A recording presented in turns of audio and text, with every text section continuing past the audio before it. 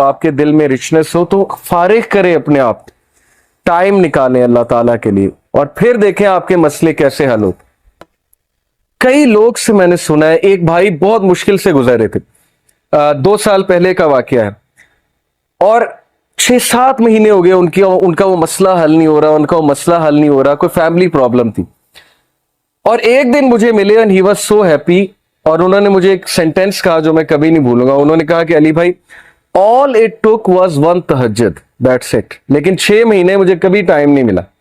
मुझे लोगों से मिलने का टाइम मिल गया, मुझे लोगों से कहानियां सुनाने का टाइम मिल गया, लोगों की सुनने का टाइम मिल गया, लेकिन तहज्जुद का टाइम नहीं मिल रहा था। ऑल इट टुक वाज 1 तहज्जुद और मेरा मसला हल हो गया। तो इमाम शाफी रहीमहुल्लाह ने कहा कि मेकिंग दुआ एट द टाइम ऑफ तहज्जुद is like an arrow which does not miss its target.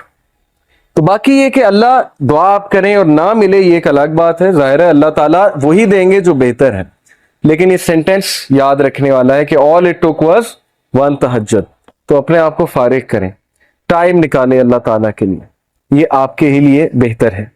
और फिर ये हदीस, अनस इब्न मालिक रिपोर्टेड द मैसेंजर ऑफ अल्लाह सल्लल्लाहु अलैहि वसल्लम सेड, अल्लाह ऑलमाइटी सेड, हदीस कुदसी है, O son of Adam, if you call upon me and place your hope in me, I will forgive you without hesitation. अगर तुम होप मेरे से लगाओगे, उम्मीद मेरे से लगाओगे, तो मैं तुम्हें माफ करूंगा, विदाउट एनी हेजिटेशन मैं तुम्हें माफ करूंगा।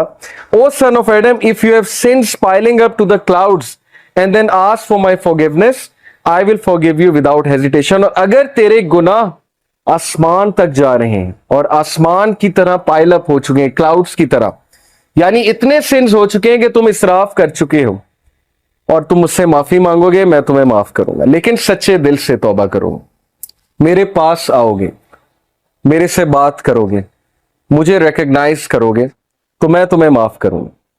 तो क्वेश्चन ये है कि क्या हमारे होप्स अल्लाह ताला से लगे हैं या हमारे होप्स क्रिएशन से लगे हैं? मैं यूथ से बात कर रहा हूं, मैं हैरान हूं कि हम एक इंसान के लिए रातें जाग लेते हैं, हम उसके लिए अपने डिसीजन चेंज कर लेते हैं, कैरियर के जो हमारी लाइन है उसको चेंज कर देते हैं एक इंसान को पाने के लिए, एक इंसान के पीछे दौड़ते हैं, और बाद में हमें कोई खास फायदा भी नहीं मिलता। बाद में हमें जो है वो रिग्रेट होता है कि मैंने इतना कुछ किया और आगे से रिजल्ट जो है वो कुछ भी नहीं है। तो ये है वो मिसालें जो अल्लाह ताला हमें कुरान मजीद में बता रहे हैं, हदीस में बता रहे हैं कि तुम मेरे से उम्मीद लगाओ, तुम मेरे पास आओ, तुम मेरे से मांगो, फिर देखोगे तुम्हारा मसला हल होता है कि नहीं होता है।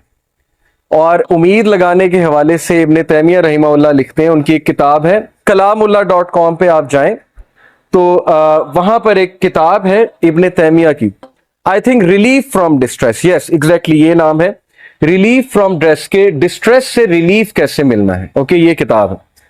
वो किताब इस आयत की तफसीर है, ला इलाहा इल्ला अंता सुब्हानका इन्नी कुन्तु मिनज़ ज़ालिमीन। सिर्फ एक आयत को पकड़ा है इब्न तैमिया ने और पूरी किताब लिख दी।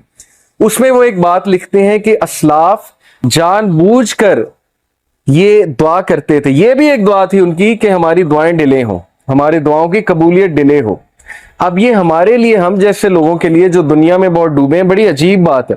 हम तो चाहते हैं यूं दुआ कबूल हो, मैं अल्लाह से मांगूं और चीज मेरे सामने हो, चाहे वो मेरे लिए बेहतर है या नहीं है।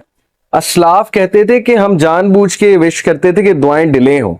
क्यों? क्योंकि जब बंदा दुआ कर रहा होता है उसका ताल्लुक ही अल्लाह से और होता है, तो वो उस ताल्लुक को एंजॉय करते थे कि हम तकलीफ में हैं, हम किसी डिस्ट्रेस में हैं, बस हम दुआएं किए जाएं। तो ये ताल्लुक उन्हें बहुत लुत्फ देता था। ये एक बहुत हाई लेवल की बात है। बताना मैं आपको ये चाह रहा हूं कि देखें, मुसीबतें आती हैं, मुश्किलें आती हैं, इंसान पर बहुत से फेजेस आते हैं, और उस फेज में अगर अल्लाह से आप कनेक्ट कर जाए तो ये आपके लिए खैर ही खैर है, और उस फेज में अगर अल्लाह से दूर हो जाए तो फिर ये शर है बहुत।